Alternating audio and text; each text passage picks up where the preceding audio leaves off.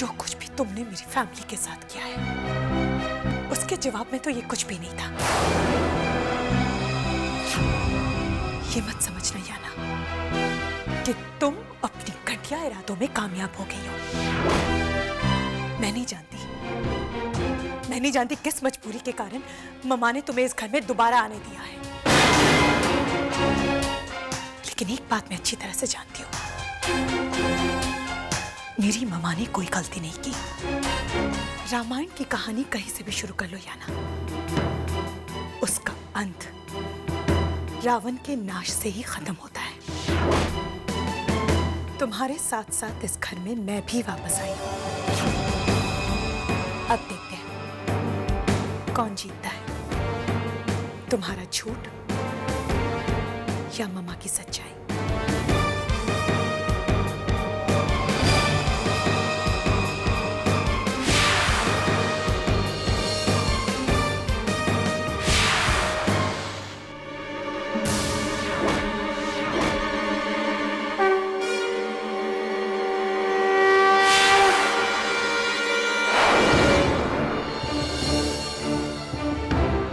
मेरा झगड़ा तुम्हारे साथ नहीं था बेवकूफ लड़की, लेकिन मुझ पर हाथ उठाकर तुमने सिर्फ अपनी बदनसीबी को बुलाया है।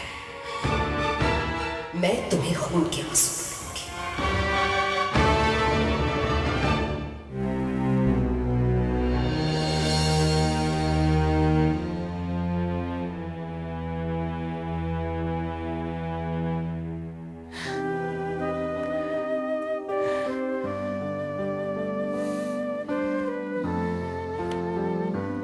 क्या हुआ कृतिका?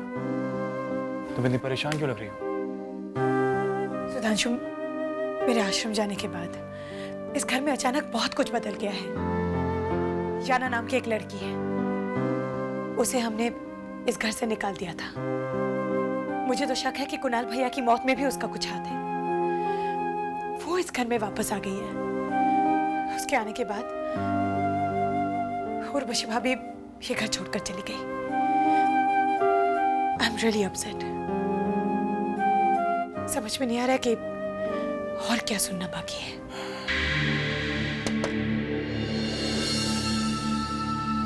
करण भैया, करण भैया,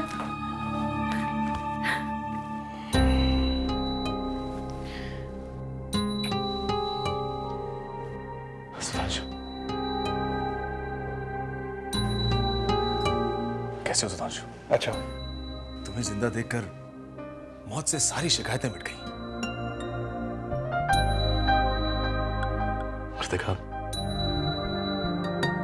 तुम नहीं जानते, बुरे वक्त में एक अच्छी खबर बहुत सुकून देती है। इस घर में बुरी खबरों का सिलसिला कभी खत्म ही नहीं होता। एक मुसीबत खत्म होती है, दूसरी सामने आके खड़ी हो जाती। अब देखो, पता नहीं ऐसी कौन सी वजह है जो मां ने याना को इस छत के नीचे बर्दाश्त किया है। उससे कुछ कहती ही नहीं। इसकी वजह से उर्वशी भाभी घर छोड़ के चली गई। कहां गई हैं, किस हाल में होंगी, कोई नहीं जानता। और हां, तुम्हें ताज्जुब होगा यह जानकर के कि इस बार याना अकेली इस घर में नहीं आई। उसके साथ में उसका कोई इडियट कजिन आया हुआ, श्लोक।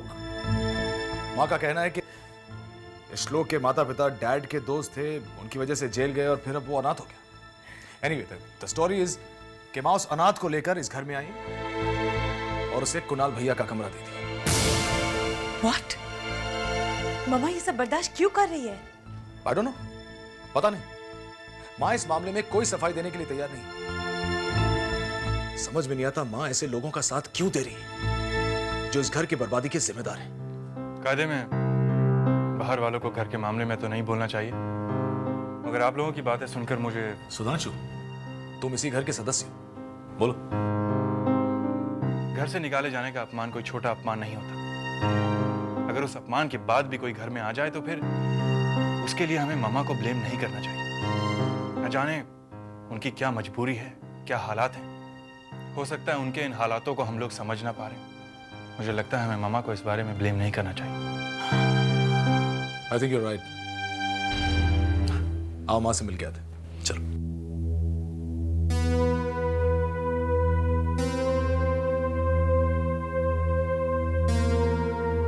आओ सुधांशु, बैठो। मामा, अब हम हमेशा साथ ही रहेंगे। हाँ माँ, आई एम सॉरी, बाहर हमने आपसे। हमें अपने बच्चों से कोई शिकायत नहीं।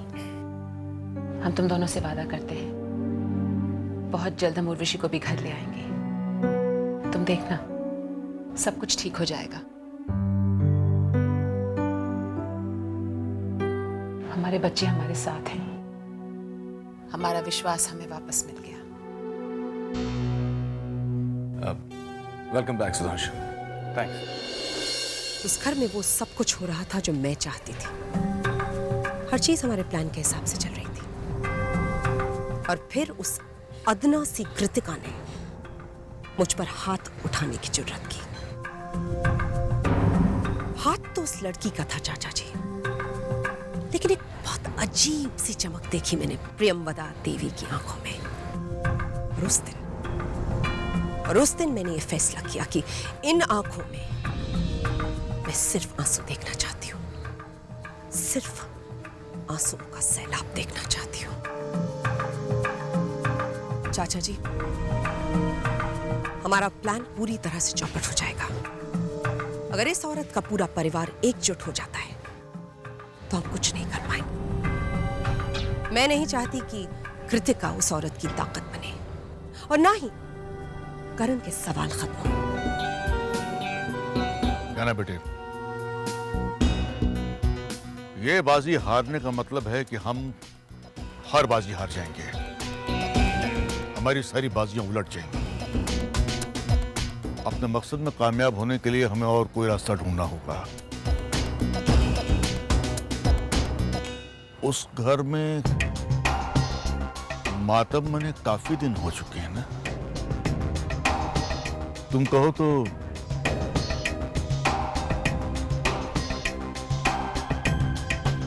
अब मुझे पता है कि मुझे क्या करना है। मातम तो अब मैं भी देखना चाहती हूँ।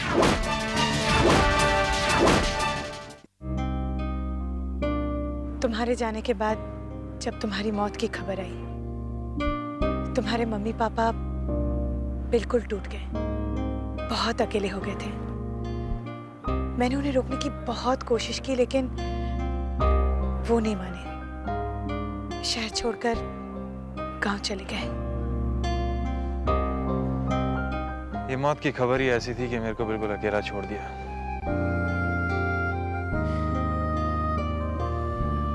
तुम मिले उनसे? क्या मिलता मैं?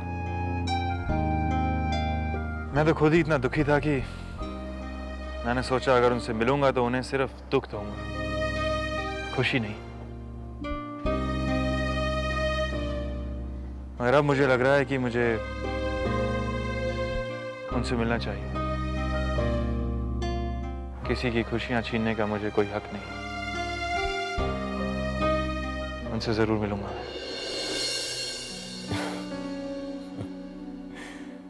किसी ने सच कहा, ऊपर वाला जब लेने पे आता है तब जिंदगी तक छीन लेता है, और जब देने पे आता है तो बिना मांगे सब कुछ दे देता है ना? माँ क्या सोच रही हो? सुधांशु की वापसी ने हमारे दिल में कुछ सवाल खड़े करे हैं। हम सोचते हैं ये एक मौका है कृतिका को उसकी खुशियां लौटाने का। सुधांशु और कृतिका की शादी दोबारा करवा देते हैं, हम दोनों को मिला देते हैं। तुम्हारा क्या ख्याल है? तुम बिल्कुल ठीक कह रहे हो। देखो ना, दोनों कितने खुश लग रहे हैं एक साथ। हमें तो ऐसा लगता है माँ जैसे सुधांशु की वापसी इसीलिए हुई कि वो एक बार फिर कृतिका की जिंदगी में खुशियां भर दे। तुम एक बार इन दोनों से बात क्यों नहीं कर लेती?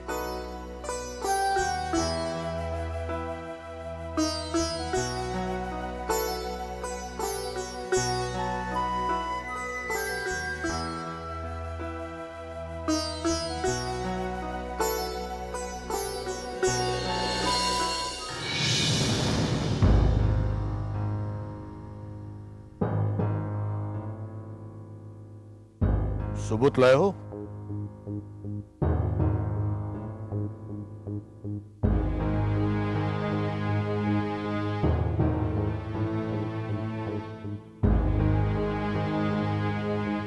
हमारी इस मुलाकात की किसी को कानो कान खबर नहीं होनी चाहिए।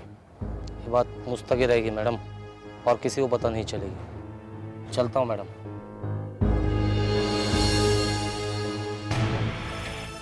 प्रियंवदा देवी, श्लोक ने तो सिर्फ आपकी नींद हराम की थी।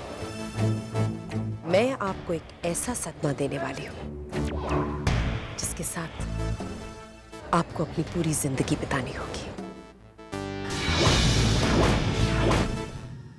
और उसके बाद हाँ, राजकुमार आया और 8 घोड़ों की बग्गी पे राजकुमारी को बिठा के ले गया। फिर? अरे फिर क्या? फिर कहानी खत्म हो गई। चलो अब सो जाओ। Come on, good night. चाचू, अब क्या हुआ? मम्मी की याद आ रही है। चाचू, हमें मम्मी के बिना नींद ही नहीं आती। हमने कहा ना बच्चों, तुम्हारी मम्मी जल्द ही लौट आएगी। चलो अब सो जाओ। कम।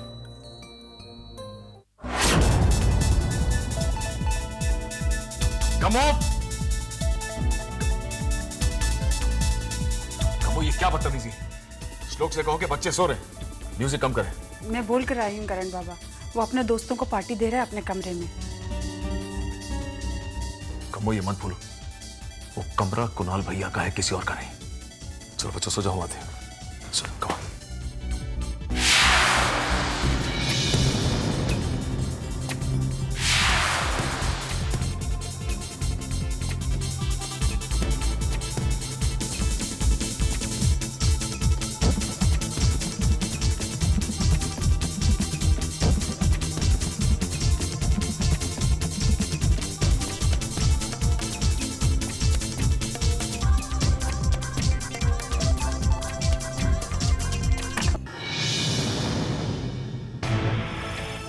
अब मैंने आपका क्या बिगाड़ा है बिग ब्रदर? एक बात बताइए, मैं जब भी एंजॉय करने के मूड में आता हूँ, आप कहीं ना कहीं से क्यों आ जाते हो?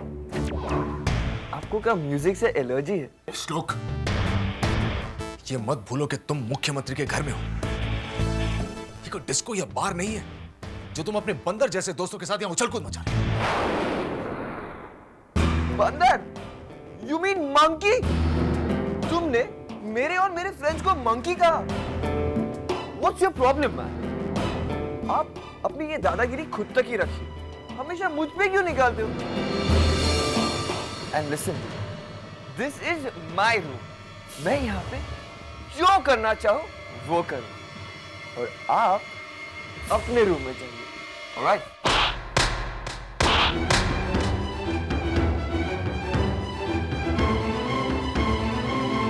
श्लोक, अगर तुम इस घर में रहना चाहते हो तो इस घर के कायदे कानून मानना सीखो। कायदे कानून, लॉ एंड ऑर्डर। यार आप एक काम करो प्लीज बड़े भैया, एक काम करो, कल सुबह सुबह घर में जो भी रूल्स एंड रेगुलेशन की सारी एक लिस्ट बनाइए और यहाँ पर भिजवा दीजिए, okay?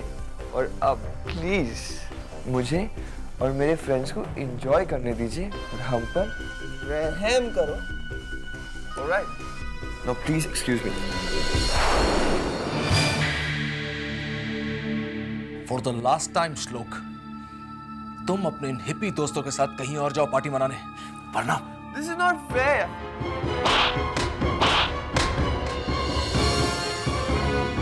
This is fair. Karan भैया,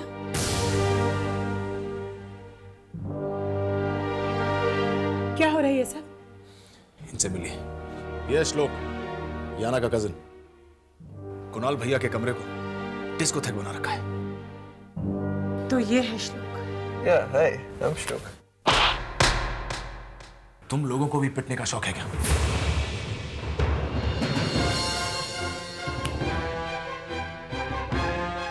हमने जो कहा याद रखना।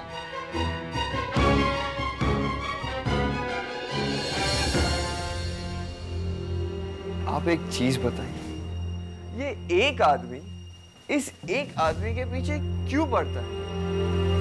एनीवे, हे आई एम श्लोक। अजीब फैमिली।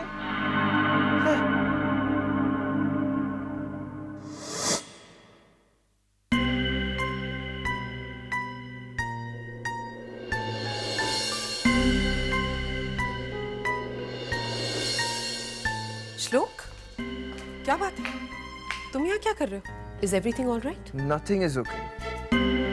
I can't understand कि मिस्टर करण प्रताप सिंह का प्रॉब्लम क्या है. I just want to tell you one thing. I cannot tolerate him anymore. मैं उसे बिल्कुल बर्दाश्त नहीं कर सकता. श्लोक, क्या हुआ है? What has he done to you? इससे ज्यादा और क्या होगा?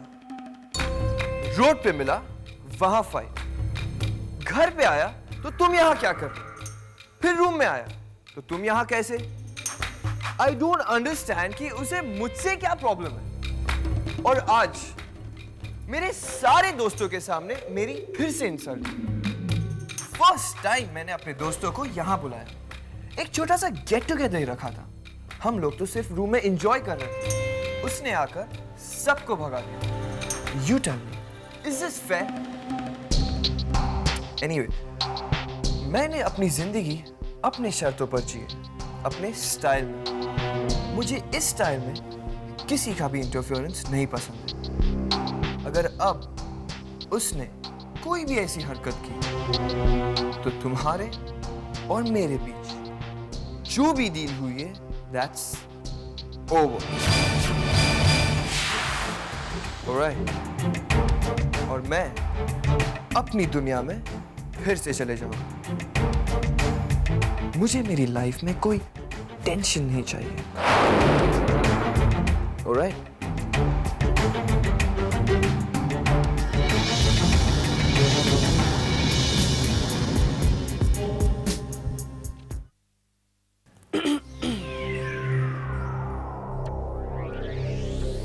इस वक्त हम किसी से नहीं मिलते हैं.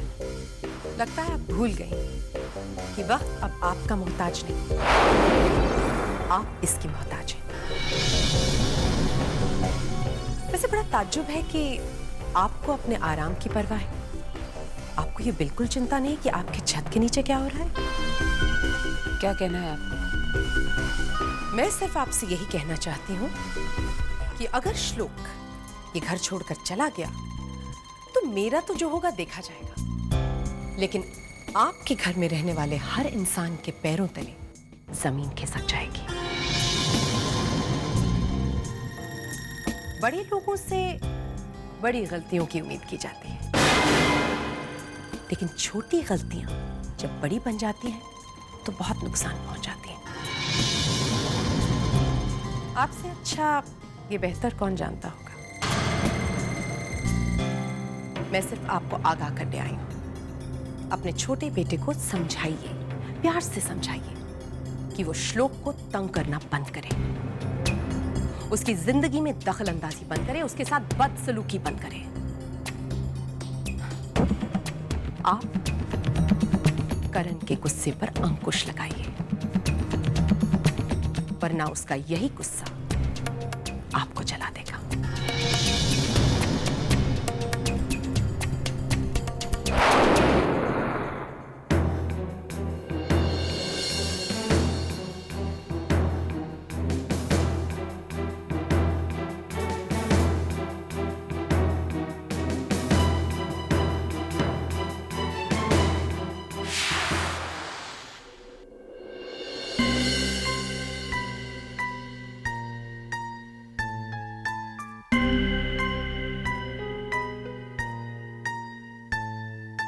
करण, तुमने कल रात श्लोक और उसके दोस्तों को बेइज्जत करके घर से निकाला? नहीं मां, सिर्फ उसके दोस्तों को. कल रात को श्लोक बच गया, लेकिन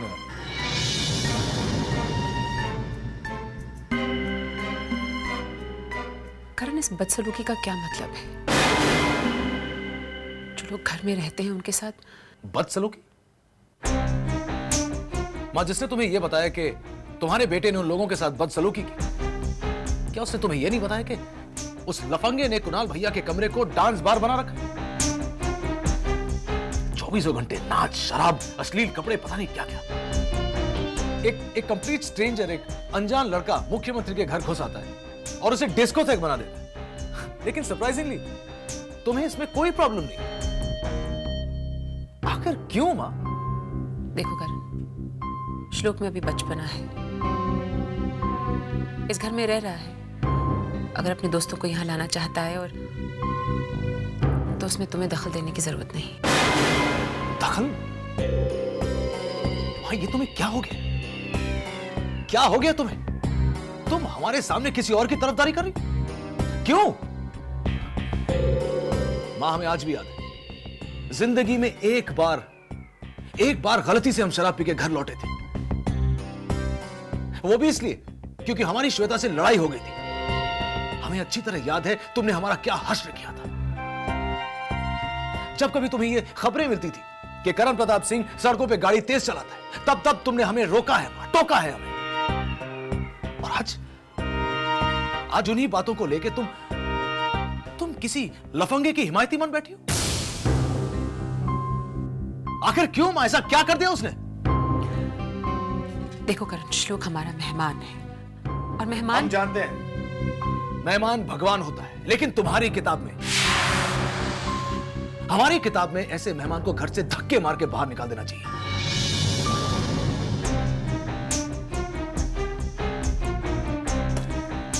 हमें बताओ मां, और कितने दिन वो श्लोक इस घर में रहेगा और कब तक हमें उसकी बेहुदगियां बर्दाश्त करनी होंगी? Why don't you understand? तुम समझती क्यों नहीं? इसी लड़के की बहन की वजह से उर्वशी भाभी घर छोड़ के चली गई। अब पता नहीं लड़का किसे घर से निकलवाने लगा।